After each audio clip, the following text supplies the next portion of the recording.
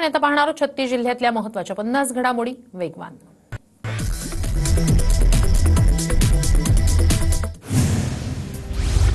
17 जानेवारीला परभणी ते Mumbai long march काढला जाणार। सोमनाथ सूर्यवंशी आणि वाकुडे कुटुंबियांना न्याय देण्याच्या मागणीसह इतर मागण्यांसाठी लॉंग मार्चचं आयोजन।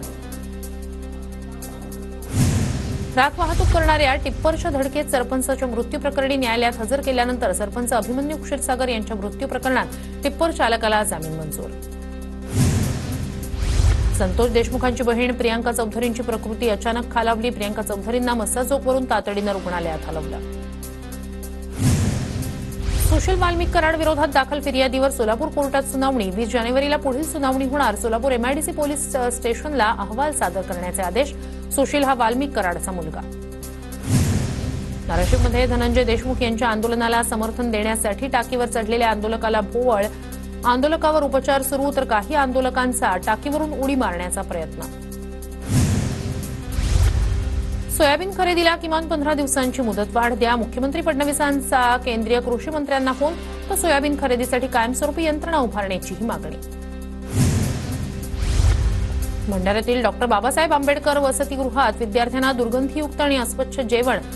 आमदार राजू कारेमोरे यांनी भेट देत केली पाहणी। 7 दिवसांची वॉर्निंग देत आमदारांनी खडसावलं।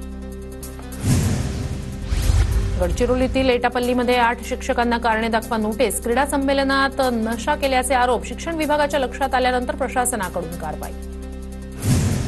सांगलीत पोलीस ठाण्यासमोरच 2 गटात तुंबळ हाणामारी। 4 दिवसापूर्वी झालेल्या भांडणाच्या वादातून राडा। पोलिसांकडून दोन्ही गटाच्या लोकांना अटक। गोंदियात घरफोडीच्या घटना सुरूच। घरी कुणीही नसल्याची संधी साधत चोरट्यांनी हजारोंचा ऐवज लुटला। आरोपींवर गुन्हा दाखल। पोलिसांकडून आरोपींचा शोध सुरू।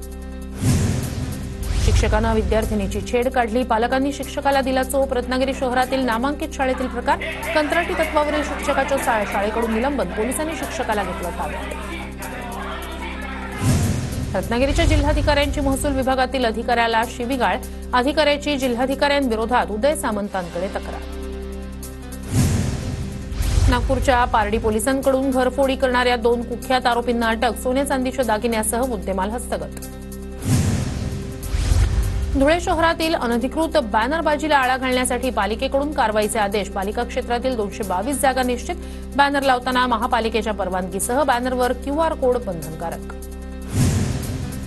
परभणीच्या पाथरी इथल्या खेदुळा पाटीजवळ ऊसाला आग। आगीत गोविंद चौधरी या शेतकऱ्याचा 2.5 एकरावरील ऊस जळून खाक। आगीचं कारण अस्पष्ट। नागपुरात तब्बल 18 लाख रुपये किमतीचा जप्त केलेल्या नायलॉन मांजावरून चालवला रोड रोलर। नागपूर पोलिसांच्या से नो टू नायलॉन मांजा अभियानाअंतर्गत कारवाई। नायलॉन मांजा विक्री करणाऱ्यांविरोधात पोलिसांची धडक कारवाई। नायलॉन मांजापासून वाचण्यासाठी वाहतूक पोलीस आणि रुम्फी फाउंडेशनचा अभिनव उपक्रम। संरक्षणासाठी नागरिकांच्या दुचाकीला सेफ्टी तार लावून दिलं जात आहे। मकर संक्रांतीपूर्वी पतंग खरेदीसाठी कल्याण डोंबिवलीत बाजारपेठांमध्ये ग्राहकांची मोठी गर्दी। रंगीबेरंगी पतंगासह विविध प्रकारचे मांजे विक्रीसाठी उपलब्ध। अकलूजची ग्रामदैवत श्री अकलाई देवीला शाकंभरी पौर्णिमेनिमित्तानं 64 भाज्यांचा नैवेद्य आणि 64 भाज्यांनी सजावट। देवीचा महाप्रसाद म्हणून बाजरीची भाकरी, खेंदाड, राळे भात, जिलबीचं वाटप। हजारो भाविकांनी घेतला महाप्रसादाचा लाभ। नवीन वर्षातील पहिला सण असल्यानं विठ्ठल मंदिरात विठ्ठल सभागृह, रुक्मिणी सभागृह तसंच मंदिराच्या इतर भागाची 50हून अधिक कर्मचाऱ्यांकडून साफसफाई। मकर संक्रांतीच्या दिवशी महिला भाविकांकडून पार पाडला जातो मानवशाचा कार्यक्रम।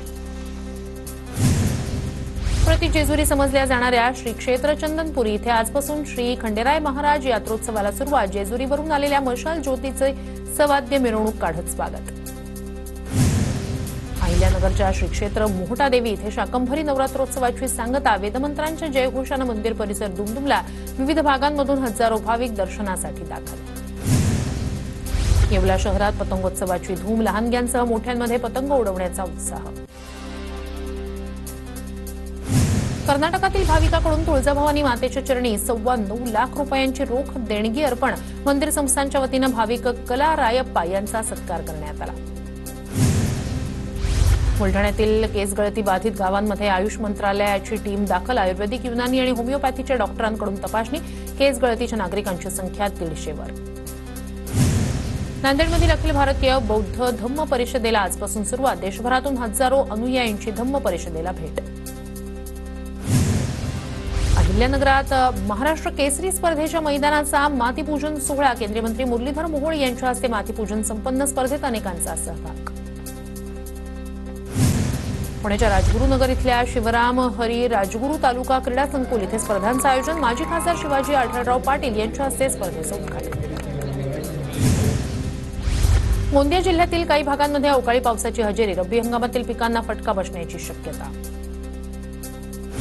महाराष्ट्र राज्य कांदा उत्पादक संघटनेनं लासलगाव बाजार समितीतील कांद्याचे लिलाव बंद पाडले. कांद्याच्या बाजारभावात 1000 रुपयांची घसरण. शेतकरी चिंतेत. कांद्यावरील निर्यात शुल्क रद्द करण्याची मागणी. नागपूरमध्ये वाघाच्या हल्ल्यात शेतमजुराच्या मृत्यूनंतर ग्रामस्थ आक्रमक. पाराशिवनी इथले छत्रपती शिवाजी महाराज चौकात नागरिकांचा रास्ता रोको. वाघाचा बंदोबस्त करण्याची मागणी. गडचिरोलीच्या जांभूळखेडा भूसुरुंग स्फोटात शहीद झालेल्या 18 जवानांच्या पाल्यांना शिक्षणाची मदत. मुंबईतील जैन जागृती केंद्र, सेंट्रल बोर्ड चॅरिटेबल ट्रस्टकडून प्रत्येकी 1 लाख रुपयांचं सहकार्य. हरभरा पिकावर रोगाचा प्रादुर्भाव. रोगामुळे झाडं कोरडी पडत असल्यानं शेतकरी चिंतेत. आडगाव, विरवाडे, नरवाडे, वडती, वरडी, नागलबाडी या भागामध्ये रोगाचा प्रादुर्भाव. परभणी जिल्ह्यात 12 केंद्रांच्या माध्यमातून सुरू असलेली सोयाबीन हमीभाव खरेदीची मुदत संपली. 23,000 शेतकऱ्यांची सोयाबीन खरेदी मात्र शिल्लक. शासन पुन्हा मुदतवाढ देणार का याकडे लक्ष. नांदेड जिल्ह्यात थंडीमुळे ज्वारी, गहू, हरभरा, सूर्यफूल ही पिकं बहरली. मात्र ढगाळ वातावरणामुळे उत्पादनात घट होण्याची शक्यता. नांदेडमध्ये 75% शेतकऱ्यांनी भाव मिळत नसल्यानं कापूस घरातच साठवून ठेवला. जिल्ह्यात मागील खरीप हंगामात हजारो हेक्टरवर कापसाची लागवड. मात्र अतिवृष्टीमुळे कापूस पिकांचं मोठं नुकसान. जळगावच्या 40 गावात बदलत्या हवामानाचा केळी पिकावर परिणाम. पिकावर करपा रोगाचं सावट असल्यानं दरात घसरण. उत्पन्नात घट झाल्यानं शेतकरी आर्थिक संकटात. परभणी महानगरपालिकेकडून आजपासून प्रभागनिहाय विशेष शिबिराचं आयोजन. नळपट्टी आणि घरपट्टीसाठी शास्तीमाफ योजना सुरू. प्रभाग समिती अंतर्गत शिबिरांचं आयोजन. परभणीत ई-केवायसी करण्यासाठी अद्यापही बँकेतील गर्दी कमी होईना. महिलांची सतत गर्दी होत असल्यानं बँकेत इतर व्यवहार करण्यासाठी आलेल्यांना होतोय त्रास.